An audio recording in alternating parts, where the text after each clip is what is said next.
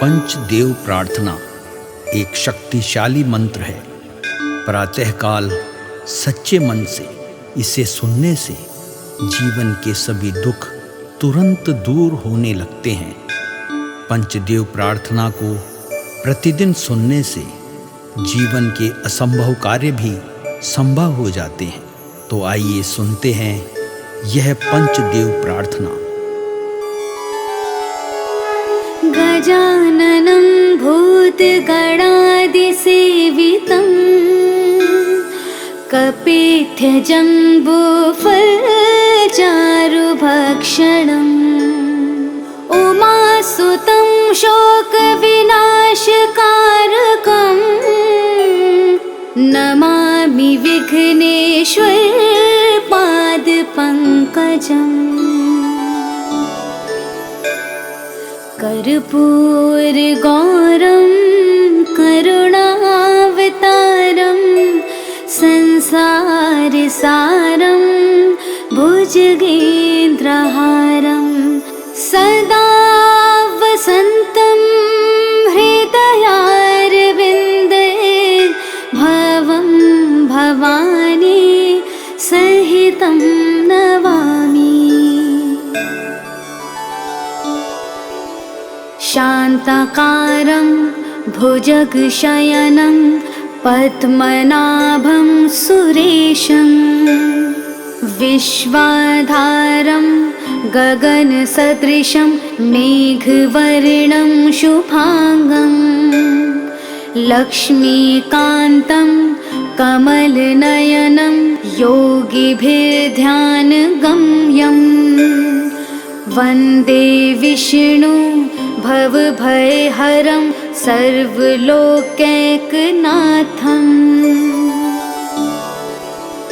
नीलाम्बुजश्यामलकोमलाङ्गं सीतासमारोपितवामभागं पाणो महासायकचारुचापं नमामि रामं रघुवंशनाथम्।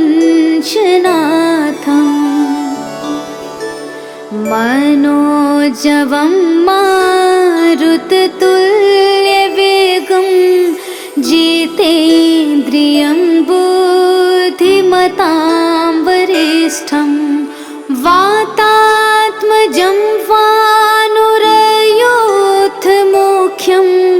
श्रीरामदूतं शरणं प्रपद्ये। करारविन्देन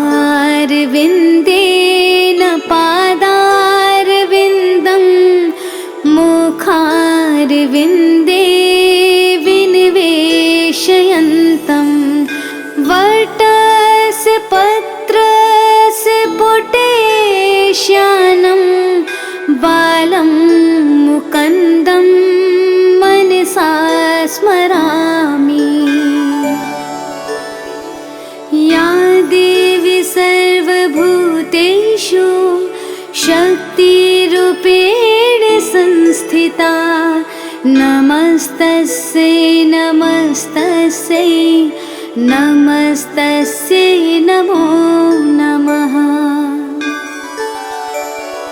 नीलाञ्जनासमाभासं रविपुत्रं यमाग्रजं छायामार्तण्डसम्भुतं तं नमामि शनैश्चरम्। गजाननं भूतगणादिसेवितं कपित्थजम्बूफलचारुभक्षणम् उमासुतं शोकविनाशकारकम् नमामि विघ्नेश्वर पादपङ्कजम्। कर्पूरगौरं करुणावतारं संसारसारं भुजगेन्द्रहारं सदा वसन्तं हृदया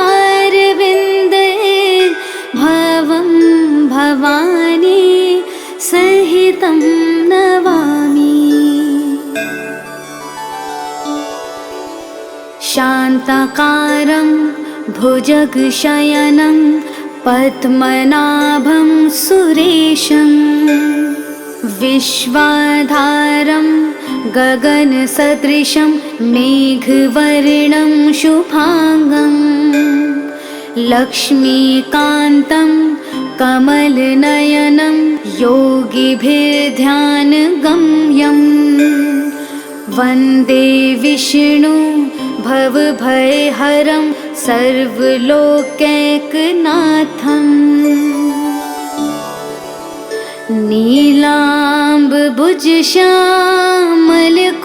नीलाम्बुजश्यामलकोमलाङ्गं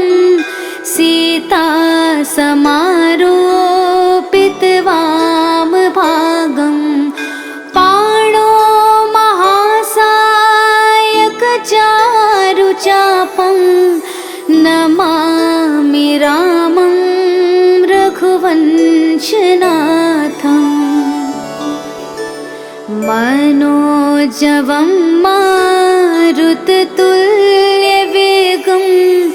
जितेन्द्रियं बुद्धिमतां वरिष्ठं वातात्मजं वानुरयोधमुख्यं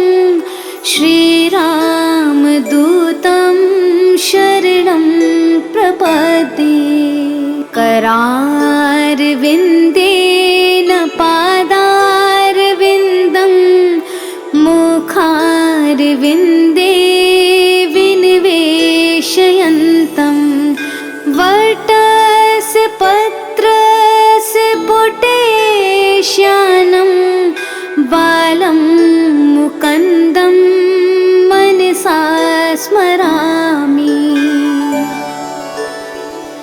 या देवी सर्वभूतेषु शक्तिरूपेण संस्थिता नमस्तस्यै नमस्तस्यै नमस्तस्यै नमो नमः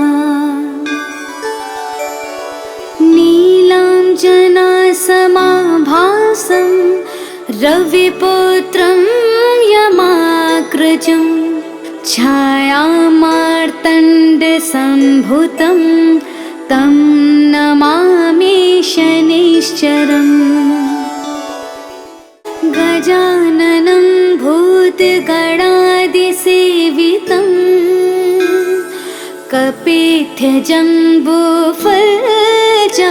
कपिध्यजम्बूफलचारुभक्षणम् उमासुतं शोकविनाशकारकं नमामि विघ्नेश्वरपादपङ्कजम् कर्पूरगौरं करुणावतारं संसारसारं भुजगेन्द्रहारं सदा वसन्तं हृदयारविन्दे भवं भवानी सहितं नमामि शान्ताकारं भुजगशयनं पद्मनाभं सुरेशं विश्वाधारं गगनसदृशं मेघवर्णं शुभांगं लक्ष्मीकान्तं कमलनयनं योगिभिर्ध्यानगम्यं वन्दे विष्णु भवभयहरं सर्वलोकैकनाथं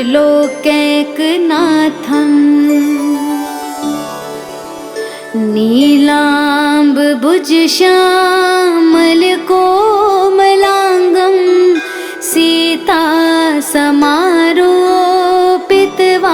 सीतासमारोपितवामभागं पाणो महासायकचारुचापं नमामि रामं रघुवंशनाथं मनोजवं मारुततुल्यवेगं जितेन्द्रियं बुद्धिमतां वरिष्ठं वातात्मजं वानुरयोधमुख्यं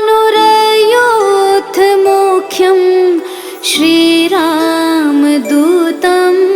शरणं प्रपद्ये।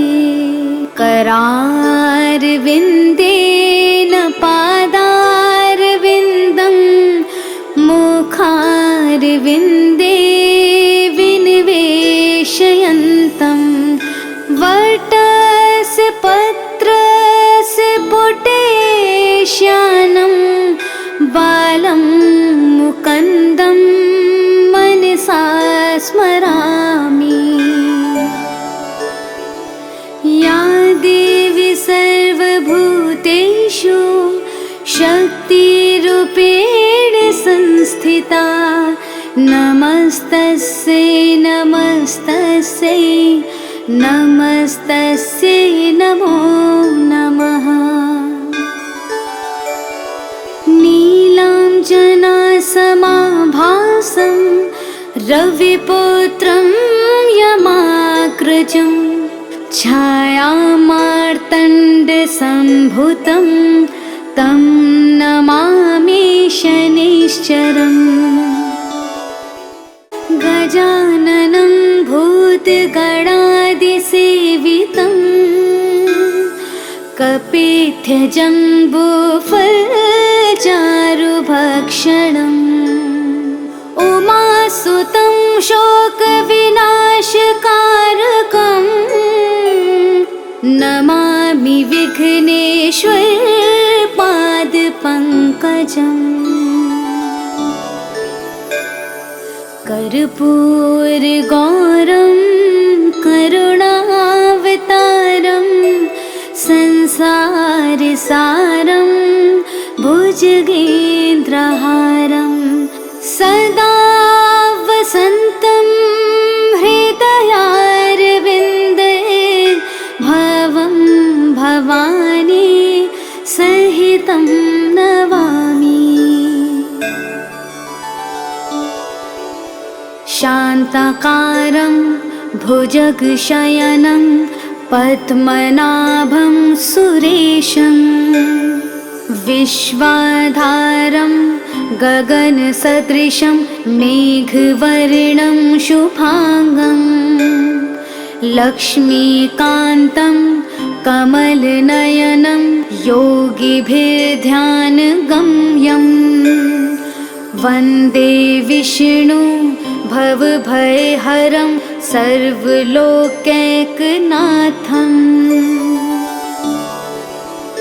नीलाम्बुजश्यामलकोमलाङ्गं सीतासमारोपितवामभागं पाणो महासायकचारुचापं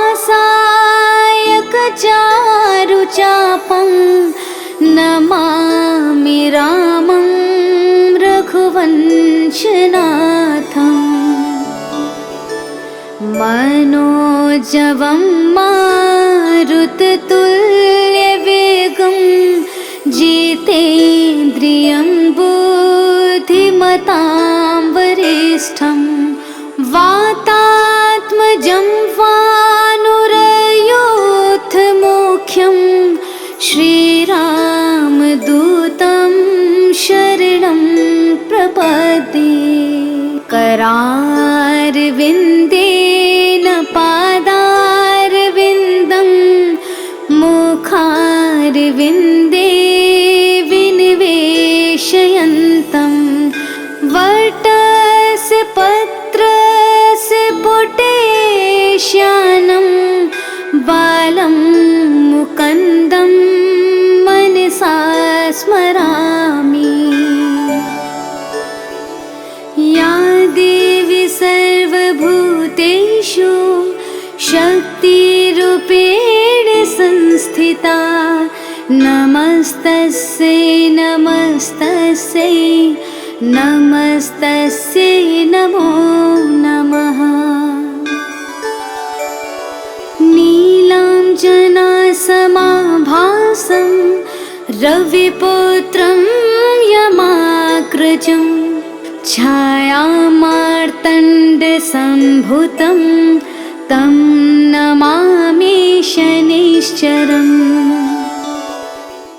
गजाननं भूतगणादिसेवितं कपित्थजम्बूफलचारुभक्षणम्। उमासुतं शोकविनाशकारकम् नमामि विघ्नेश्वर पादपङ्कजम्।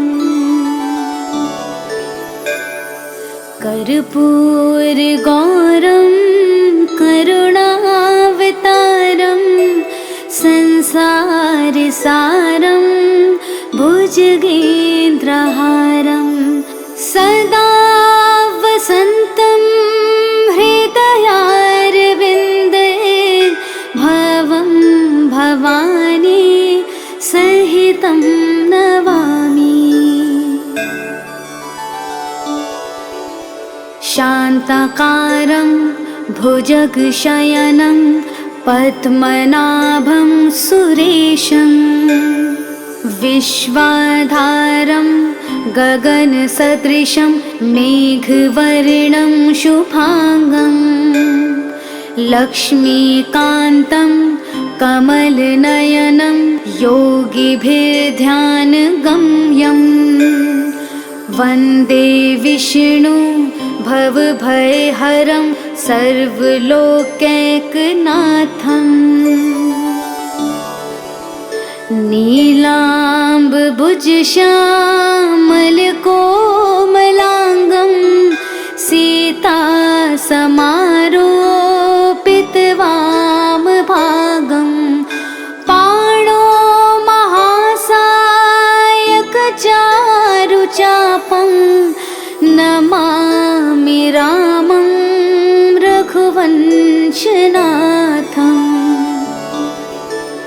मनोजवं मारुततुल्यवेगं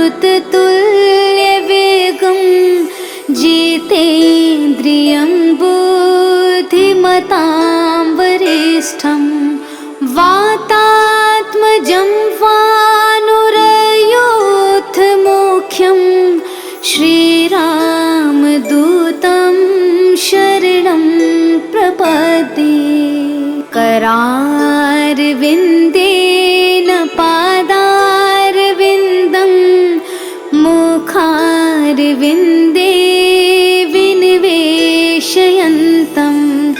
वटस्य पत्रस्य पुटेश्यानं बालं मुकुन्दं मनसा स्मरामि। या देवी सर्वभूतेषु शक्तिरूपेण संस्थिता नमस्तस्यै नमस्तस्यै नमस्तस्यै नमो नमः। नीलाञ्जनासमाभासं रविपुत्रं यमाग्रजं छायामार्तण्डसम्भुतं तं नमामि शनिश्चरम्। गजाननं भूतगणादिसेवितं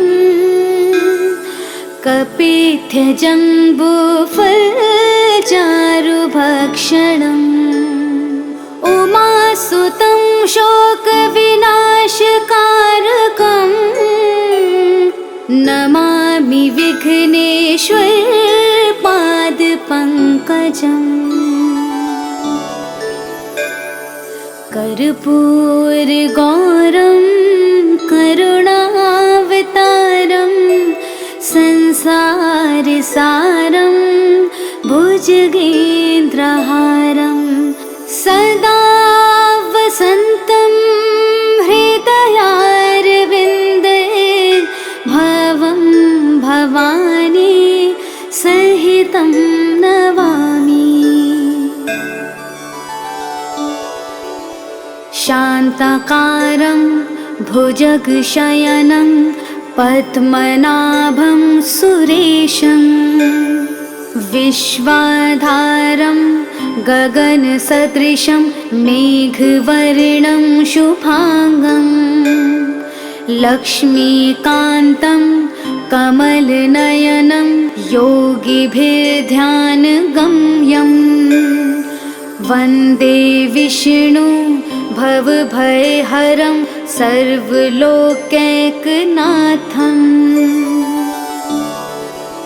नीलाम्बुजश्यामलकोमलाङ्गं सीतासमारोपितवामभागं पाणो महासायकचारुचापं नमामि रामं रघुवंशनाथम् मनोजवं मारुततुल्यवेगं जितेन्द्रियं बुद्धिमतां वरिष्ठं वातात्मजं वानुरयोधमुख्यं श्रीरामदूतं शरणं प्रपद्ये करारविन्देन पादारविन्दं मुखारविन्दे विनिवेशयन्तं वटस्य पत्रस्य पुटेश्यानं बालं मुकुन्दं मनसा स्मरामि। या देवी सर्वभूतेषु शक्तिरूपेण संस्थिता नमस्तस्यै नमस्तस्यै नमस्तस्यै नमो नमः।